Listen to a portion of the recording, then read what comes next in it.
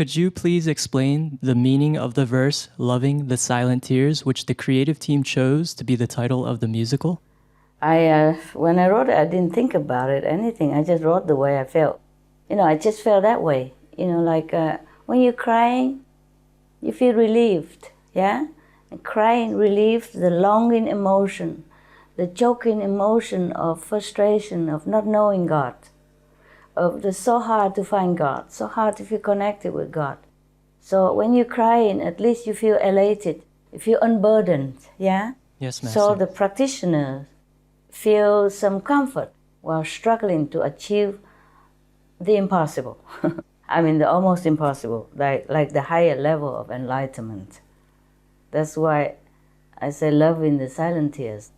Because at that time, you were so desperate to feel connection with God, to want to see the Master inside you, want to see your real self. Even if people offered you diamonds, you would not care. You would love to just sit there and thinking of the Master inside and crying. And thinking of Master, loving the Master, missing the Master, instead of looking at these worthless stones that they call diamonds. Okay? That's Yes, what Master. it is. That's the way I felt at that time. Okay? Thank you, Master, so much. Thank you. You're welcome. Good question. All of your questions, so good. So very amusing. Any more? Yes, Master. I have another story to share. So 2 of the stars of Loving the Silent Tears one day got interviewed by Global Voice Radio on a radio show called On Air with Tony Sweet.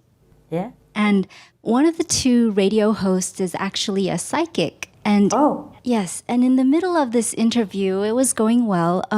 The psychic radio host said something to the 2 cast members. He said, when you do what you're born to do, and you're both doing it, you will rendezvous on the earth plane with other like-minded people who had higher dreams, goals, and aspirations than everyday people dare to dream. Yeah. You will find each other on this planet, and you will find each other in a place like the City of Angels, and you will morph and transform the frequency of this earth plane, and you will take it beyond. And that's what you signed up for. So that's what he said. And Master, is it really true, as this radio host said, that the artists came for a mission to elevate the earth? Yes, but don't tell them. They don't know about it. Yes, Master. Yes, they help in their talented act to transport people through emotions to a more elevated level of consciousness, you see? And then some would remain there in this higher consciousness or go higher. Some would ponder at least about all meanings, real meanings in life, thus become more connected, more focused within the real love of heaven and within themselves. You see, it helps. Yes? Yes, but they didn't think they'd do it to help. They just do it. It's their job, they just did it. But one day maybe heaven let them know what they have done and how they help in this grand scheme to uplift the world and elevate the planet. Yeah? Maybe if they have become more pure in their heart, more vegan, more focused on spiritual way of life, then maybe one day they would even know it. Right now, maybe they wouldn't. But nevertheless, they did it. Yes, Master. Thank you, Master. Welcome. We were also really thrilled and touched to know that gods and goddesses, and not just angels, helped with the recent musical Loving the Silent Tears. So, Master, we were kind of curious, how many gods and goddesses came to help us, Master? A lot. 2,700. Oh my goodness. Wow. Master, why gods and goddesses and not angels? Angels are there already, but not enough. Because there are certain things the angels can do, and certain things they cannot. God and goddesses are more powerful. They have more commanding power. Yes? They can shape things. For the purpose of what you were praying for, only God and goddesses can do it better. Some angel can do some, and some the God and goddesses can do some. We must thank the God and goddesses, but we are also to be grateful to the angels for their extreme protection and help. All the same, eh? Wow, yes, Master. Different jobs they're doing, yes. We know there must have been gods and goddesses and angels present because it was such a huge event for us, yet everything went very smoothly. Thanks God.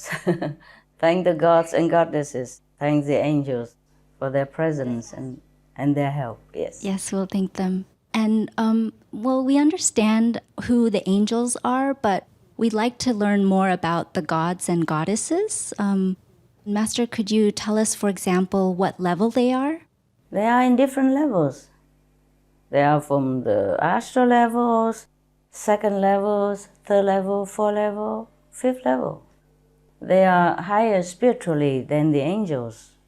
They have more commanding power, okay? They have more protection power, more creative power. I see. Wow. Master, and how many angels came to help us for the event? Oh, angels, so much. Why you want to know these numbers? Curious, Master. About 3,000. Oh, wow. Thank you, Master. What do you think? You always want to do things and then you don't have enough power and you don't have manpower. You always ask to do great things, but it's good. You gotta have a dream, right? The Americans say you gotta have a dream. If you don't have a dream, how would you have a dream come true? No? Yes, Master.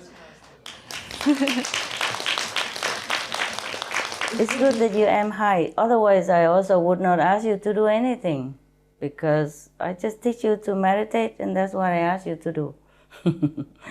And if you feel like inspired to do something else, if heaven's okay, I'm okay.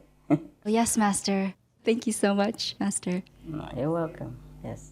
And we were also wondering, were the gods and goddesses helping invisibly, or did they manifest into physical beings? Both. Some invisibly, some manifested in physical form. Wow. But you wouldn't know it. They do it so well. They're just like you, and nobody noticed. If maybe some highly advanced psychic spiritual person, maybe they would have noticed, but most even then, they all focus on the program and mesmerized by the performances of the talented artists. They wouldn't have noticed if the angel or the manifested god and goddesses sit next to them. Wow. Yeah, many times I'm fooled too, many times I'm fooled too. If I don't notice, if I not pay attention, then sometimes I also don't know. One time I was somewhere in the outside supermarket and tried to get in. I want to get in to buy something for the dogs. And suddenly there was a person, looked like a homeless person, with many teeth missing, and the clothing looked like beggars, came next to me and asked me for 50 cents so that he can go and call the phone and the payphone. So I gave him 50 cents. And then he was grinning, and then he left, but he didn't go to the phone. And then I looked, I said, he just wanted to go near and talk to me. He was a third level god. Oh, wow. He didn't need any phone, nothing. 50 cents, I realized he could not call with the 50 cents. Oh, yes, Master. Wow. That's one of the time. There are other times as well, like somehow we couldn't find a park place, and then there was a person just keep walking in front of us, and then the driver just kept like focusing on him and kept driving with him, and then found the park place very near. And then I realized, oh, that's not a normal person. Oh, wow. But he already disappeared. And I said to the driver even, I said, oh, you should have thanked that God. He's from the third level, came to help us. Just one of those things, Sometimes I notice, sometimes I don't. Yes. Wow. Okay. All right. Now you know. We love to hear these stories. It's so nice. So nice to hear. Thank you. Master, I have two small stories also from Loving the Silent Tears. First one. Tell me, yes. Yes. A fellow association member who was on the plane to come see the musical, she had a vision of the Shrine Auditorium appearing as a castle that was brightly shining with jewels. Wow. Yes. And in addition, before she came to the event, she also heard melodies inside. And then later, when she heard the songs at the musical, she recognized that they were the same songs that she'd heard inside before. So that's the first story. Wow. The second one is about one of the Loving the Silent Tears composers is Mr. Don Pippin. Yes. He told us that one of the songs he was composing had been a challenge to compose. And then later on, he wrote to us saying, "I think Supreme Master Ching Hai was visiting me in my dreams, for it was there that I decided to completely rewrite the song. I woke up this morning with a wonderful new idea. It has a lot of interesting phrases that keeps it fresh and interesting. Hope I keep dreaming ideas." And he also wrote, "I love Supreme Master's poem," and he's referencing your poem Initiation. "She is quite a thinker. As I wrote, I realized more and more that Supreme Master Ching Hai has a great sense of humor regarding the subject of love." So Master, based on those two stories, our question is, were the melodies already created beforehand in heaven? And were the composers the instruments to bring those melodies into our world? Yeah, somehow, but the melody in heaven would have been more refined, you see. Yes, Master. They must be very good instruments then. Very good they were. Very good they were. Good instruments, yes. But if you hear it original in heaven, it would be a little bit more refined. But you see, we don't have the instruments in this world. It's not just depending on the composer and the musician. It depends on the instrument. And we have physical instruments. It could not carry out exactly the tune, the more refined tune that we have in heaven. That's all, okay? Yes, Master. Yes, Master. Thank you very much, Master. You're welcome. Master, I have another Loving the Silent Tears story. Al Kasha, the distinguished composer who had first thought of the idea for the musical, Loving the Silent Tears, Yes. wrote a letter to you after the show saying, "Thank you so much for your commitment of love, peace, and harmony throughout the world. I have received, because of you, letters from people who have said that the show changed their lives." And Master, a number of the artists like the Persian pop star Siavash Shams and Brazilian singer Fabiana Passoni, as well as the audience, said that the musical was life-changing for them.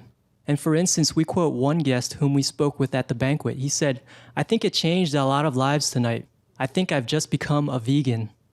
Master, could we know how significant this musical is for our world in terms of world peace, spiritual evolution, etc.?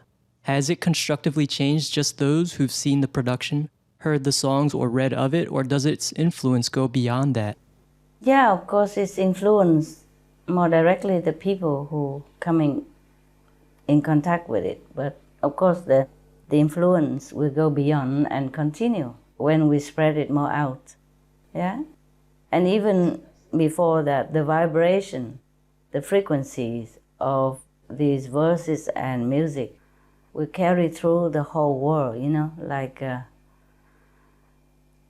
radio wavelengths. People's soul will understand it. Even if the mind does not grasp it, people's souls will understand and be uplifted all the same.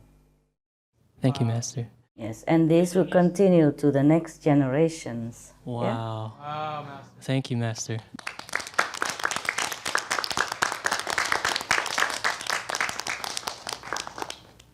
Master, did the musical have a particular effect on the 16 countries that were represented in the show? Yes, of course, they earn more merit. Yes. Wow. But also thanks to you, and thanks to Mr. Alcasa, because even though it's made in heaven or it's heaven's will, we need an instrument in this world to start it, to initiate it.